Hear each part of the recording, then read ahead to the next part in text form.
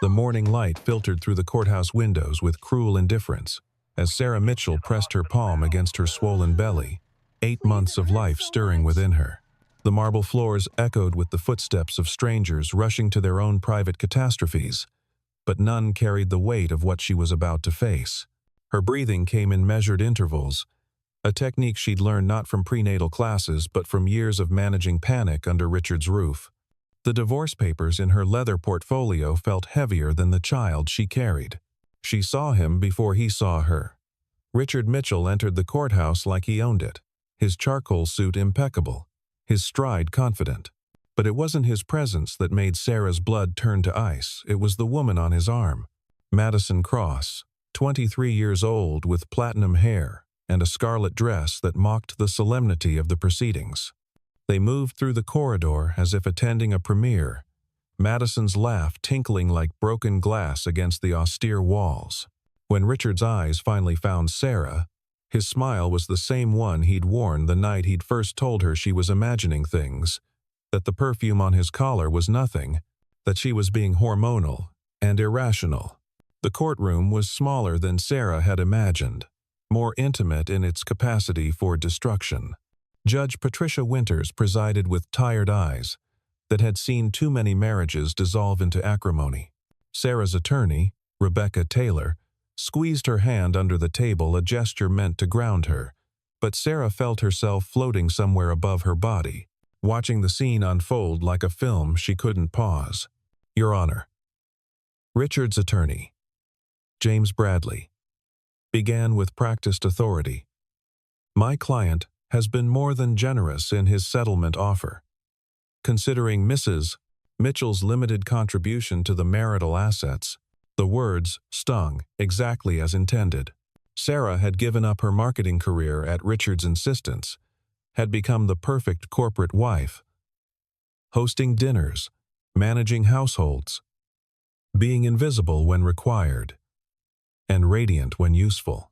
Rebecca's response was swift and factual, outlining Sarah's sacrifices, her non-monetary contributions, the systematic financial abuse that had left her dependent. But it was Madison who broke protocol, her voice cutting through the legal proceedings like a blade. She's pathetic, Madison said, loud enough for everyone to hear, clinging to a man who doesn't want her, using that baby as a trap. The room seemed to inhale collectively. Judge Winters' gavel raised in warning, but Madison was already standing, moving toward Sarah with predatory grace. You think you're some kind of victim? You're just a weak woman who couldn't keep her husband satisfied. Sarah's hands protectively cradled her belly. You don't know anything about our marriage. The slap came without warning. Madison's palm connected with Sarah's cheek with such force that the sound ricocheted off the walls like a gunshot.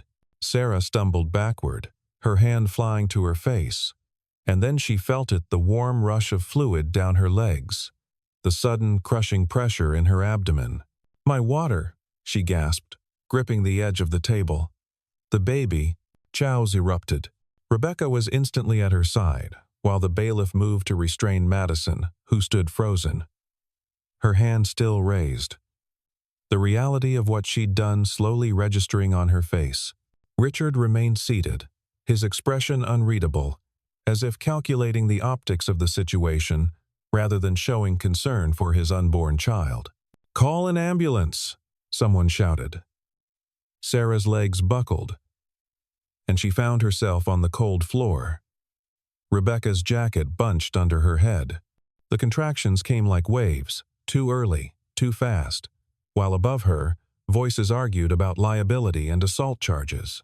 Through the pain, she heard Madison's shrill protests, Richard's measured attempts at damage control, and somewhere distant, the sound of sirens approaching.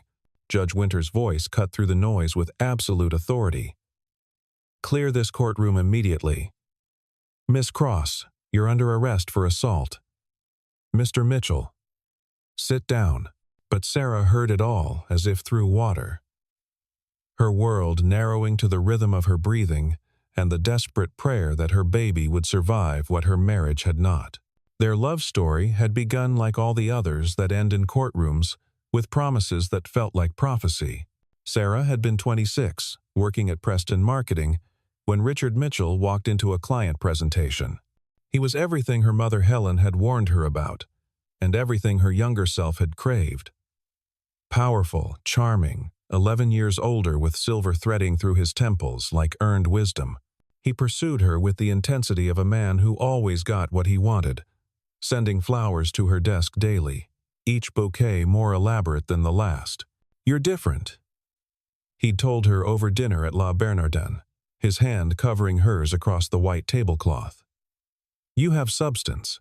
These other women, they're all surface." She'd believed him because believing felt like being chosen for something greater than her ordinary life. The wedding had been featured in lifestyle magazines, 500 guests at the Breakers in Palm Beach.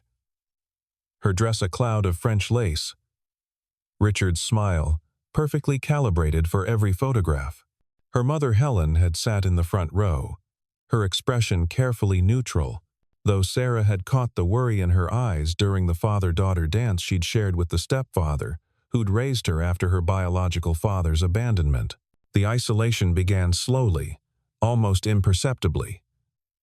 First, it was the job. "Why would you want to work?"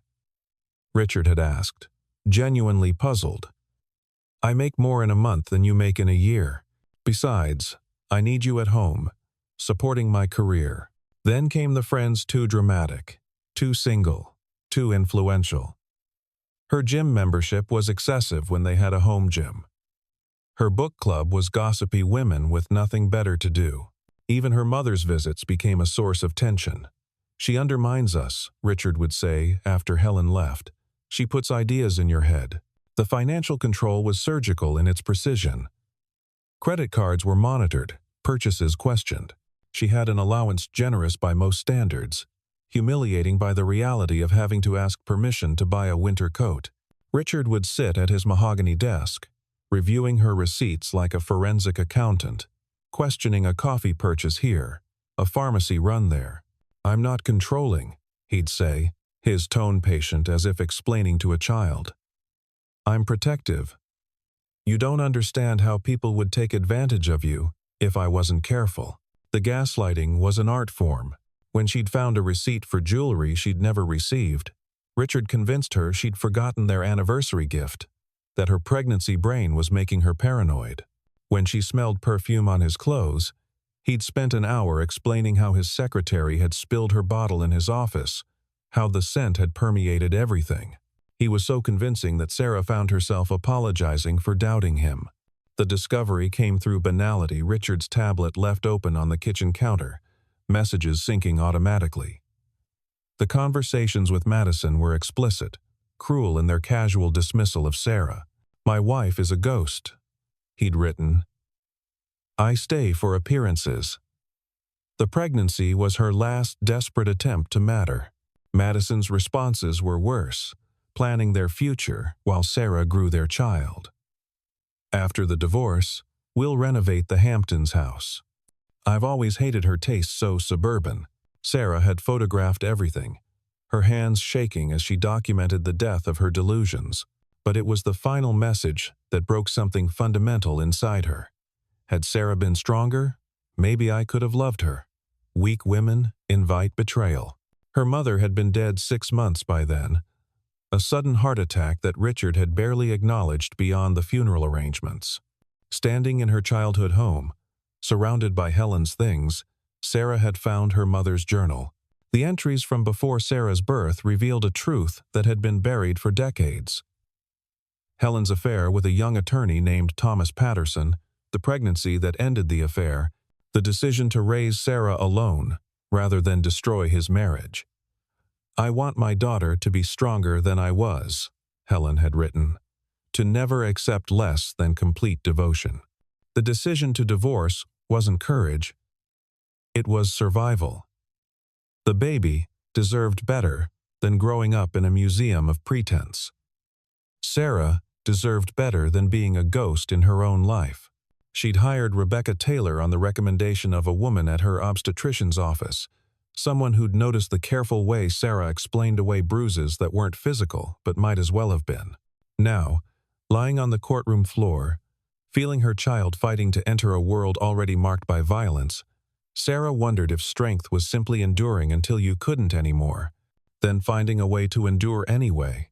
The woman who knelt beside Sarah in the courthouse corridor had the kind of presence that made security guards step back instinctively. Emma Patterson was 28. With auburn hair pulled into a severe bun and eyes that held the same green intensity Sarah saw in her own mirror. Her suit was department store bought but worn with the confidence of couture, her voice carrying the authority of someone who'd fought for every syllable of respect. "Don't try to sit up," Emma commanded, her hand gentle despite her firm tone. "I'm an attorney here. I saw what happened. That woman assaulted you, and I've already asked court security to preserve the footage." Sarah's vision blurred with pain and tears. "The baby's coming. It's too early." 34 weeks isn't too early anymore," Emma said, though her jaw tightened with concern. "The paramedics are 2 minutes out. Just breathe with me, okay? In through your nose, out through your mouth." Madison's voice shrilled from somewhere behind them. "I barely touched her. She's being dramatic." Emma stood in one fluid motion, positioning herself between Madison and Sarah like a wall. "Miss Cross, I'd advise you to stop talking immediately. Anything you say can and will be used against you in both criminal and civil proceedings. Assault on a pregnant woman causing premature labor? You're looking at felony charges, not to mention the civil lawsuit that will bankrupt you." "You don't even know her," Madison spat, but uncertainty crept into her voice. Emma's smile was sharp as winter. "I know enough. I know she's a woman in crisis who was attacked in a place where she should have been safe. I know you're about to become very familiar with the inside of a jail cell. And I know that if you take one more step toward her, I'll personally ensure you're charged with attempted murder of an unborn child." The threat hung in the air like electricity before a storm. Madison retreated, and Emma returned to Sarah's side, her expression softening. "You're going to be okay," she said, and something in her voice made Sarah believe it, even as another contraction ripped through her body. The paramedics arrived in a rush of efficiency, transferring Sarah to a stretcher with practiced care. Emma gathered Sarah's belongings without being asked, her movements quick and purposeful. "I'm coming with you," she announced to the paramedics, who didn't argue. In the ambulance, between the oxygen mask and the IV line, Sarah studied Emma's profile. There was something familiar about the set of her jaw, the way she held her head when concentrating. "Why?" Sarah managed to ask. "Why are you helping me?" Emma was quiet for a long moment, watching the heart monitor track the baby's vitals. "Because someone should have helped my mother," she finally said. "Because women like Madison Cross think they can destroy lives without consequences."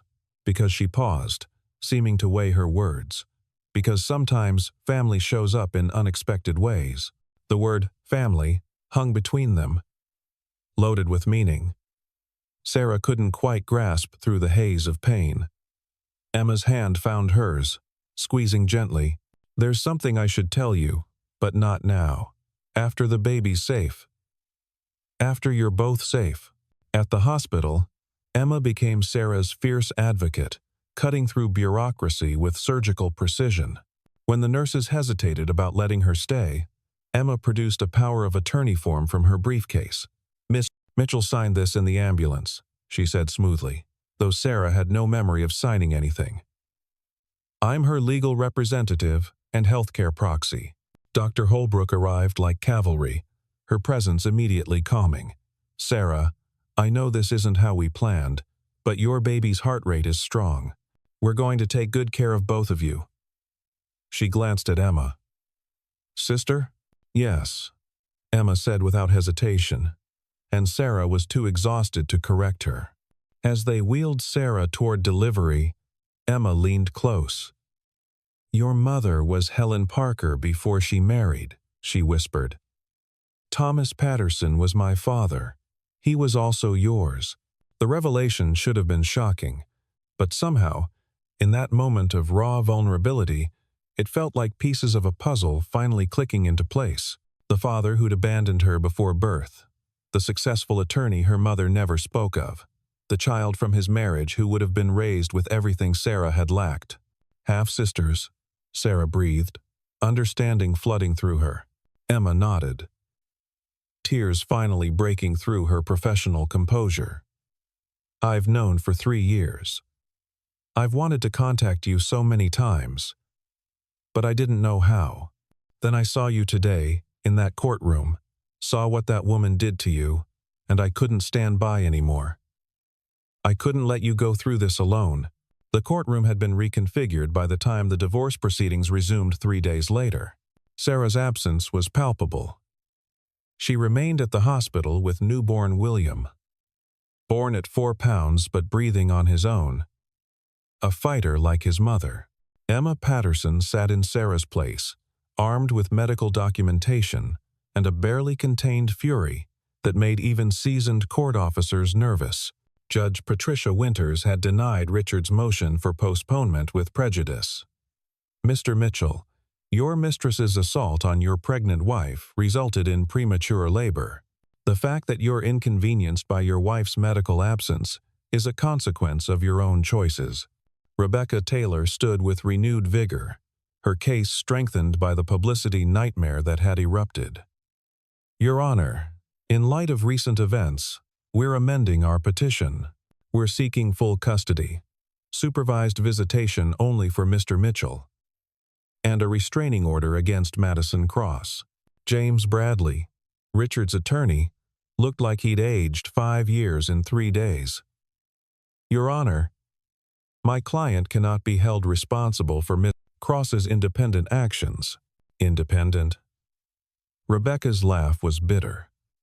We have text messages between Mr. Mitchell and Miss Cross from that morning, planning to put Sarah in her place during the proceedings. Would you like me to read them aloud? Richard's composure finally cracked. Those were taken out of context. Silence. Mr. Mitchell, Judge Winters commanded. Miss Taylor, proceed. Rebecca pulled up the messages on her tablet, her voice steady as she read. Make sure Sarah sees you with me. I want her to understand she's been replaced. That's from Mr. Mitchell. Sent at 7:43 a.m. Miss. Cross responded. Don't worry, baby. I'll make sure she knows she's nothing. Emma watched Richard's face cycle through emotions, anger, calculation, a brief flash of what might have been regret but was probably just strategic reassessment. She'd seen that expression before on her father's face, the look of a man who'd never faced real consequences suddenly realizing the bill had come due. Furthermore, Rebecca continued, we've discovered that Mr. Mitchell has been systematically hiding assets. Offshore accounts in the Caymans, property transfers to shell companies, a pattern of financial abuse that goes back years. Objection, Bradley said weakly. We haven't been provided with this evidence. Because we just received it this morning, Rebecca said smoothly, from a whistleblower at Mr. Mitchell's firm. Someone who was apparently moved by seeing a pregnant woman assaulted in a courthouse. The proceedings grew more damning with each revelation. Madison, out on bail but facing assault charges, had been dropped by Richard faster than a bad stock. Her desperate attempts to contact him had been met with a cease and desist letter from his attorney.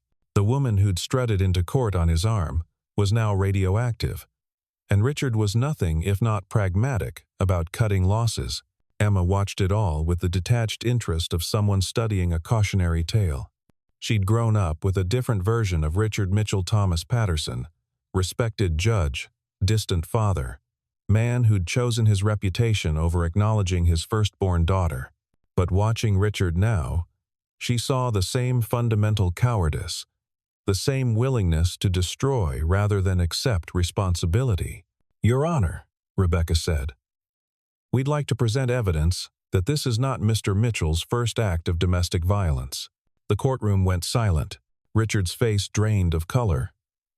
That's a lie. Mr. Mitchell's second wife, Catherine Wells, filed 2 police reports before her untimely death in what was ruled an accidental overdose. We've been contacted by her sister, who has recordings of Catherine describing systematic abuse, gaslighting, and threats. She's willing to testify. Emma felt her phone vibrate a text from the hospital. Sarah had sent a photo of William, tiny but perfect, his small fist wrapped around her finger. "Fighting for both of us," the message read. Emma smiled, feeling something she hadn't experienced since learning about her father's secret. Hope for what family could be when built on truth rather than lies. Judge Winters called a recess. But the damage was done. Richard's carefully constructed image was crumbling. And everyone in that courtroom knew it. Emma stood, straightening her suit, and walked past Richard without acknowledgement. She had a nephew to meet and a sister to support.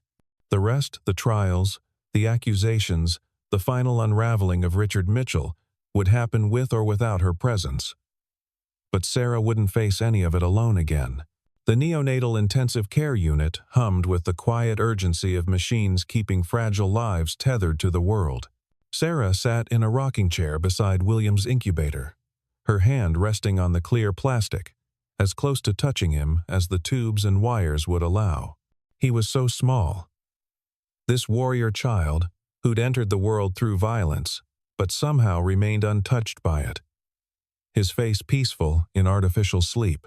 Dr. Caroline Holbrook moved through her rounds with the efficiency of someone who'd learned to balance clinical precision with human compassion. She'd been Sarah's obstetrician for 6 months, one of the few medical professionals Richard hadn't managed to alienate or control. Now she stood beside Sarah, checking William's charts with satisfaction. "His oxygen levels are improving every hour," she said softly. "He's a fighter. Gets that from his mother." Sarah's laugh was hollow. "I don't feel like much of a fighter. I feel like someone who got hit and fell down." "You got back up," Dr. Holbrook reminded her. "That's what fighters do." Emma arrived with coffee and a change of clothes for Sarah, moving through the NICU with the confidence of someone who belonged everywhere she chose to be. She'd been there every day, sometimes for hours, learning William's feeding schedule, consulting with specialists, ensuring Sarah never had to ask for anything twice. "Rebecca called," Emma said quietly, settling into the chair beside Sarah. "Madison's been officially charged." The security footage was crystal clear, and 3 court officers gave statements. "She's looking at minimum 2 years. Possibly 5. Sarah's hand trembled against the incubator. And Richard? Still trying to salvage his reputation. But there's more. Emma hesitated, then pulled out her phone. "Madison called me from jail. She wants to make a deal." The recording was poor quality. Madison's voice thin and desperate through the jail phone. "I know things about Richard. About Catherine. It wasn't an accident. He planned it. Made it look like an overdose. I have recordings. Conversations where he laughed about it. He said, if he could get rid of one wife, he could get rid of another." Sarah's blood chilled. She'd suspected, somewhere deep in her bones, that Catherine's death hadn't been the tragedy Richard portrayed. But hearing it confirmed, hearing Madison's casual admission of knowledge she'd sat on while planning her own future with a murderer, it was almost too much. "She's willing to testify," Emma continued. "In exchange for a plea deal, the DA's interested." Sarah looked at William, at his tiny chest rising and falling with determined breaths. "He killed her. He actually killed her." "We don't know for certain yet," Emma said carefully, though her expression suggested otherwise. "But Madison's recordings, if they exist, could prove it." Dr. Holbrook, who'd been pretending not to listen, finally spoke. "I treated Catherine Wells. Twice. She came in with injuries that didn't match her explanations. I documented everything, reported it to the appropriate authorities. Nothing was done." Her voice carried years of frustration. Rich men don't face consequences unless someone forces them to. A knock on the door interrupted them. An older man stood in the doorway, his bearing formal despite his obvious discomfort. Sarah recognized him from newspaper photos. Judge Thomas Patterson, Emma's father. Her father. "I apologize for intruding," he said, his voice carefully modulated. "Emma told me about the situation. I wanted to. That is, I thought I should." "You thought you should finally acknowledge your daughter existed?" Sarah's voice was sharper than intended. Weeks of exhaustion and trauma, finally finding a target. Judge Patterson's face flushed, but he didn't retreat. "Yes. Exactly that. 34 years too late. But, yes." The silence stretched until William made a small sound, drawing everyone's attention. The baby's eyes opened briefly, unfocused but alert, before closing again. Something about that tiny gesture, that proof of life persisting despite everything, shifted the energy in the room. "He looks like you," Judge Patterson said quietly to Sarah. "Around the eyes. Your mother sent me a photo once, when you were born. You had that same expression, like you were already planning your next move." "She never told me about you," Sarah said. "Not really. Just that my father was someone who'd chosen his other life." "She was protecting you," Patterson said. "From disappointment. From a man who lacked the courage to do right by her. By you." He paused, gathering himself. "I'm retiring next month. My wife passed 2 years ago. Emma's the only family I have left, or so I thought until she told me about you. I'm not asking for forgiveness or a relationship. I just wanted you to know that I'm sorry. And if you need anything, legal help, financial support, anything, I'm here." Sarah studied him, this stranger who shared her blood, who'd given Emma the life that should have been partly hers. But looking at Emma, who'd chosen to stand beside her when she had no obligation, Sarah realized that family wasn't about what should have been, but what you chose to build from what was. The criminal trial of Richard Mitchell began 6 months later. In a media circus that rivaled any celebrity scandal. William was sitting up by then, his early arrival seemingly forgotten in his rush to meet every milestone. Sarah entered the courthouse through a different door than she had that terrible day, flanked by Emma and Rebecca, her head high despite the photographers shouting questions. Madison Cross had already pled guilty to assault in exchange for testifying against Richard. She sat in the witness box looking diminished, her platinum hair grown out to reveal dark roots, her designer clothes replaced with a conservative suit that didn't quite fit. But when she spoke, her voice carried the vindictive clarity of a woman with nothing left to lose. "He told me about Catherine while we were in bed," she said, her eyes fixed on Richard. "He said she'd threatened to expose his offshore accounts during their divorce. He said he'd replaced her antidepressants with something stronger, increased the dose gradually until she didn't know what she was taking." The prosecutor, Janet Morrison, was methodical in her questioning. "Did he express remorse?" Madison laughed bitterly. "He said it was Darwinian, that weak people invited their own destruction. He said Sarah would be easier because she was already broken." Sarah forced herself to remain composed, though Emma's hand on her arm tightened with each revelation. Behind them, the gallery was packed with reporters and women who'd reached out after the story broke, other victims of men like Richard, survivors who'd found their voices in Sarah's story. Richard's defense was predictable. Madison was a scorned woman, lying for revenge. But then the recordings were played. Madison had been smarter than anyone gave her credit for, recording conversations over months, building an insurance policy she'd never expected to need. Richard's voice filled the courtroom, casual in its cruelty.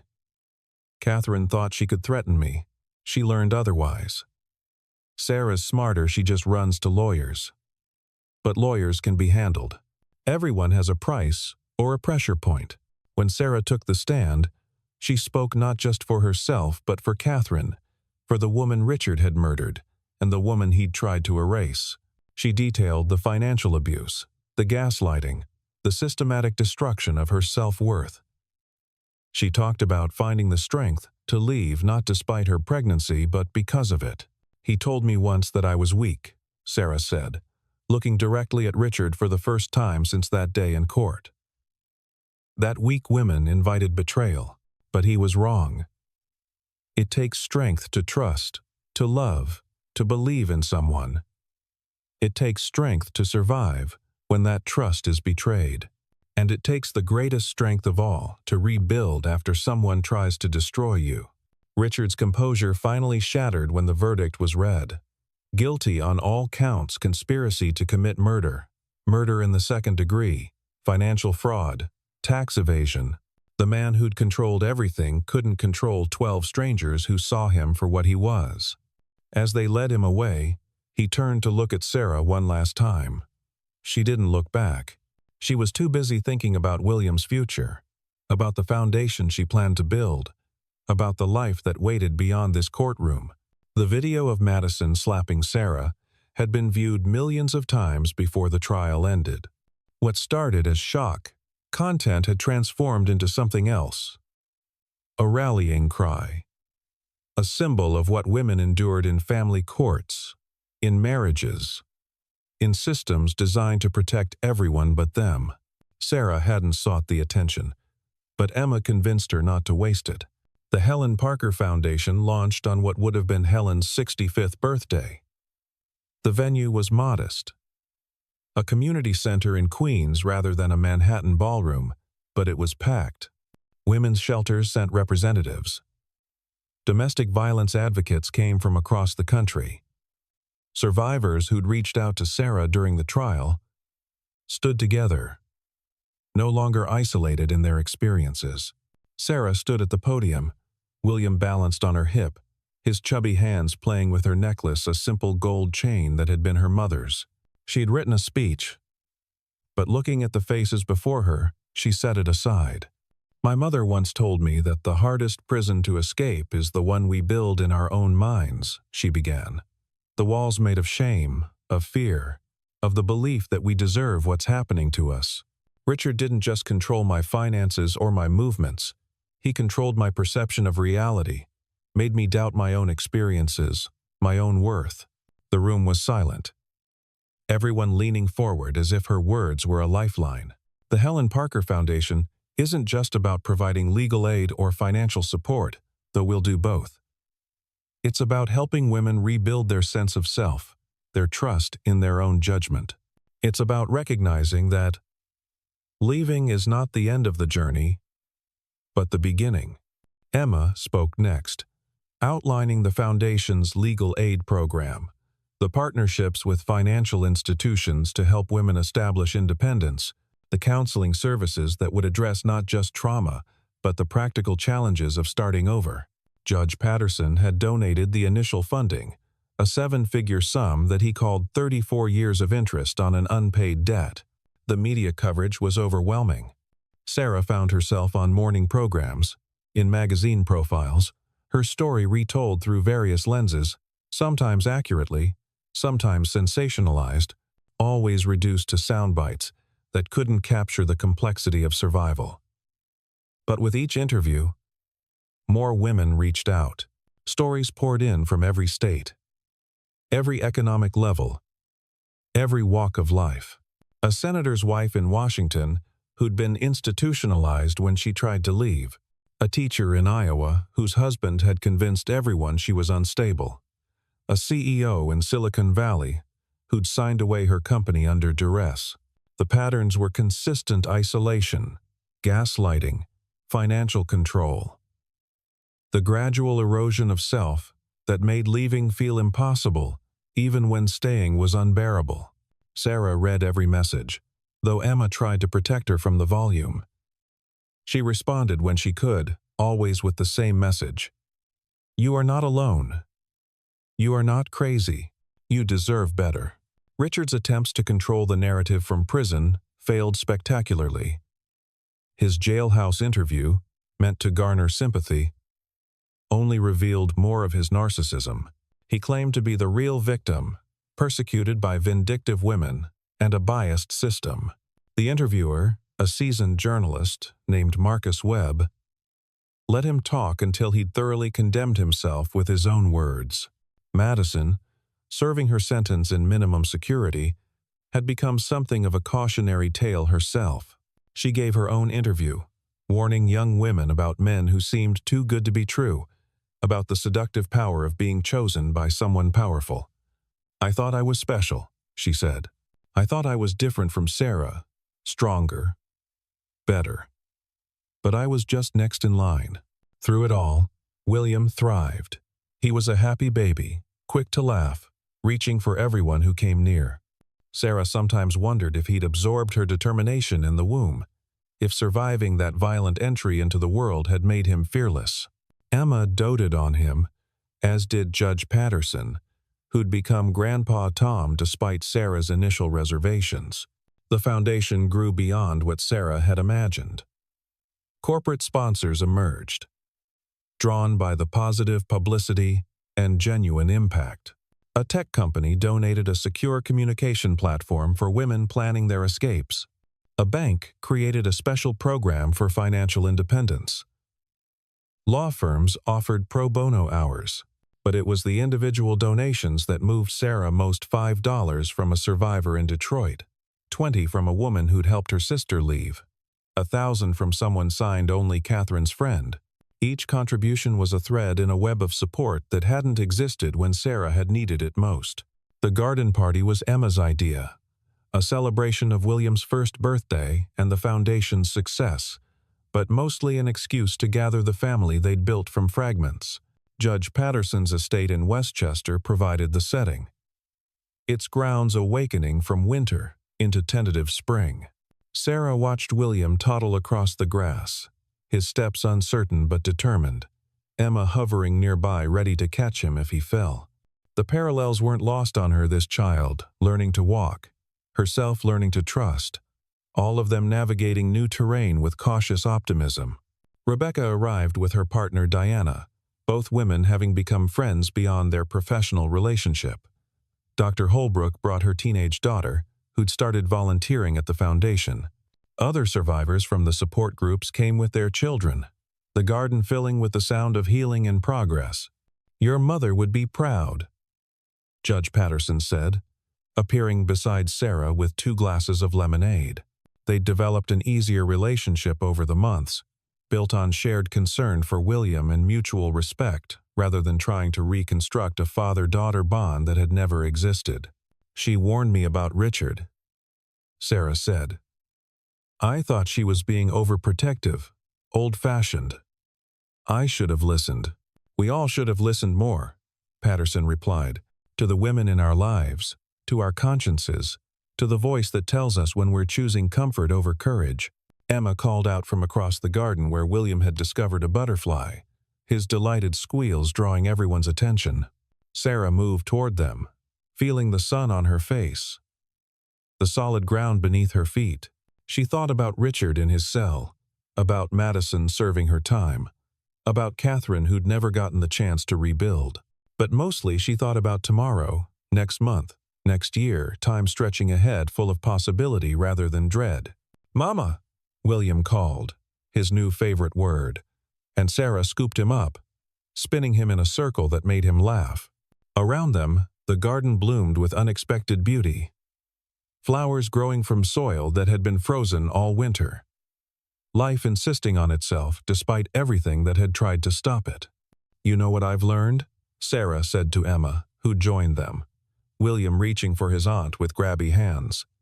"Rock bottom isn't the end of the story, it's the foundation. Everything built on lies eventually collapses, but what you build on truth, on survival, on the choice to keep going, when everything tells you to stop, that lasts." Emma took William, bouncing him on her hip while he played with her hair, very philosophical for a birthday party. "It's his birthday," Sarah said, watching her son explore the world with fearless curiosity. "He was born from violence into love. If that's not philosophy, I don't know what is." The afternoon wore on with the lazy pleasure of people who'd earned their peace. No one mentioned the trials, the media attention, the ongoing legal battles with Richard's hidden assets. Today was for celebrating survival, for acknowledging that they'd all been broken in different ways and chosen to heal together rather than alone. As the sun began to set, Sarah stood to speak, not a prepared speech but words that came from someplace deeper than planning. A year ago, I was on a courtroom floor, terrified I was losing everything. I did lose everything. Everything that was built on lies. Everything that was keeping me trapped. But in that loss, I found all of you. I found my sister, my father, my chosen family. I found my voice and my purpose. She looked at William, now drowsy in Emma's arms. My son entered this world through chaos, but he's known nothing but love since that moment. That's what the foundation is about, not just helping women leave, but ensuring that what comes after is worth the courage it takes to go. The gathering continued past sunset, lights stringing across the garden like stars pulled down to earth. Sarah found herself standing alone for a moment, looking up at the actual stars beginning to emerge. She thought of her mother, of the secrets Helen had carried to protect her, of the strength that had been passed down through generations of women who'd survived things they shouldn't have had to face. "Thank you," she whispered to the sky, to Helen, to the universe that had somehow led her through the darkness to this moment of grace. 5 years had passed since the day Madison's palm had changed everything. The Metropolitan Museum's Temple of Dendur Hall glowed with warm light as 500 guests gathered for the Helen Parker Foundation's annual gala. Sarah stood at the entrance, greeting arrivals with the practiced ease of someone who'd learned to navigate public life without losing herself to it. William, now 6, wore a miniature tuxedo with the confidence of a boy who'd grown up surrounded by strong women. He stood beside his mother, shaking hands with serious concentration, occasionally breaking into the grin that reminded everyone he was still a child, despite his premature gravitas. "Mom, is that the mayor?" he whispered, eyes wide. "It is," Sarah confirmed, smoothing his hair. "Remember what we practiced? Firm handshake, eye contact, say thank you for coming," William recited, then added, "Can I tell him about my science project?" "Maybe later, sweetheart." Emma arrived in a stunning emerald gown, her usual severe style softened for the occasion. She'd left her law practice 2 years ago to run the Foundation's legal division full-time, helping over 3,000 women navigate divorce proceedings, custody battles, and criminal cases against their abusers. "The Times is here," Emma murmured to Sarah. "They want a quote about Richard's latest appeal being denied."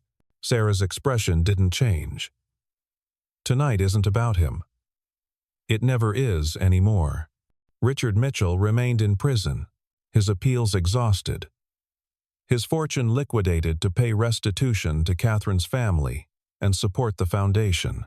He'd become a footnote in Sarah's story rather than its center, a cautionary tale she rarely thought about except when legal documents required her attention. Madison had been released after 3 years, disappearing into obscurity under a new name. She'd sent one letter to Sarah, not asking for forgiveness, but offering a warning. "There are more Richards out there. More women like I was. Keep fighting." Judge Patterson arrived with his new partner, Margaret Chen, a retired professor who'd helped him find happiness in his final act. He kissed Sarah's cheek, then knelt to William's level. "How's my grandson?" "Good, Grandpa Tom. Mom says I can give part of the speech tonight." The hall filled with survivors and supporters, politicians and philanthropists, but also ordinary people who'd contributed what they could to something they believed in. Sarah recognized many faces, women who'd once sat crying in support groups now standing tall, rebuilding their lives one day at a time.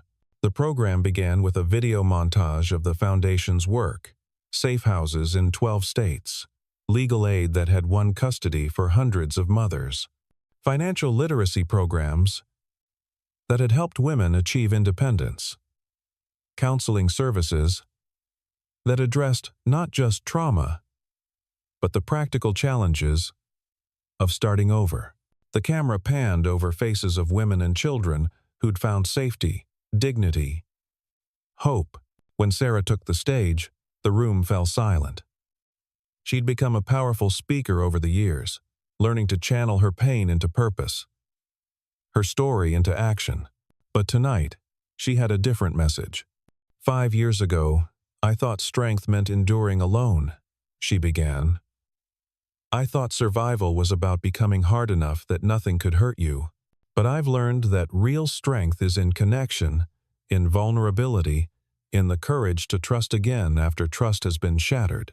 She talked about the women who'd taught her resilience, the children who'd shown her joy was possible after trauma, the community that had formed around shared pain and mutual support.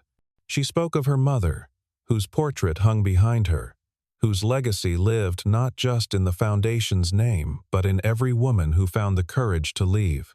Tonight, I want to introduce someone special, Sarah said, gesturing to William. He walked to the podium with careful steps, standing on the box they'd placed there so he could reach the microphone. My name is William Mitchell Parker, he said, his young voice clear and strong. My mom is the bravest person I know. She says I saved her life by being born, but I think she saved mine by being my mom. This foundation helps other kids have safe homes with their moms. That's important because every kid deserves to feel safe. The room erupted in applause, many wiping away tears. William beamed, then leaned into the microphone again. Also, we raised $8 million tonight, which is enough to build 3 new safe houses. Sarah laughed, pulling him into a hug as the crowd rose to their feet. This was what victory looked like, not the destruction of those who'd hurt them, but the construction of something beautiful from the ruins. Later, as the gala wound down, Sarah found herself on the museum's rooftop garden, the city spreading below in a tapestry of lights. Emma joined her, along with Dr. Holbrook, Rebecca, and others who'd been there from the beginning. Helen would have loved this, Emma said softly. She's here, Sarah replied with certainty. In every woman who finds her voice, in every child who grows up without fear, in this impossible family we've built. William appeared, tired, but happy, reaching for his mother. Sarah lifted him, feeling his weight, substantial now, no longer the fragile infant who'd fought for each breath. He pointed at the sky where a shooting star blazed across the darkness. Make a wish, Mom, he said sleepily. Sarah held him close, surrounded by chosen family, thinking of all the women still trapped, still fighting, still hoping. She thought of her mother's journals, discovered years after her death, filled with wishes for a daughter she'd raised alone but never abandoned. She thought of Catherine, whose justice had finally been served. She thought of herself, that terrified woman on a courtroom floor, not knowing that rock bottom would become the foundation for something extraordinary. I wish, Sarah whispered to the night, to Helen, to the universe that had broken and rebuilt her, that every woman finds her way to freedom, whatever that looks like for her. The star disappeared beyond the horizon, but its light seemed to linger, a promise written across the darkness. Below them, the city hummed with millions of stories, millions of struggles, millions of small victories against overwhelming odds. William had fallen asleep in her arms, trusting completely in his safety. Sarah kissed his forehead, then looked at the faces around her. Emma, fierce and loyal. Judge Patterson, finding redemption in his final years. Rebecca and Diana, who'd shown that love could exist without control. Dr. Holbrook, who'd delivered more than a baby that day. This is just the beginning, Sarah said, her voice carrying the authority of someone who'd earned every word. There are more women to help, more battles to fight, more families to rebuild. But tonight, let's just be grateful we found each other. They stood together in the garden above the city. This unlikely family forged in crisis and strengthened by choice. Somewhere, Richard sat in a cell, his empire reduced to concrete and regret. Somewhere, Madison was learning to live with her choices. Somewhere, women were planning their escapes, gathering courage. believing in tomorrow. But here, now, there was peace. William stirred in Sarah's arms, murmuring something about butterflies and birthdays. Sarah held him tighter, feeling the solid ground beneath her feet, the vast sky above, the infinite possibility that comes from surviving the unsurvivable and choosing to help others do the same. The night deepened around them, but they were not afraid of the dark. They had walked through worse and emerged into light. They had learned that breaking could be the beginning of becoming. They had discovered that the deepest wounds, when healed, could become the source of the greatest strength. "Mom," William said sleepily.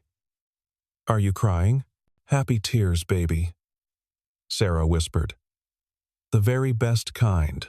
And in that moment, with her son in her arms and her chosen family around her, Sarah Mitchell, survivor, warrior, mother, healer, knew that she had finally come home, not to a place, but to a purpose, not to safety, but to strength, not to an ending, but to an endless beginning. Each day a choice to build something beautiful from the broken pieces, each dawn a promise that what comes after can be greater than what came before.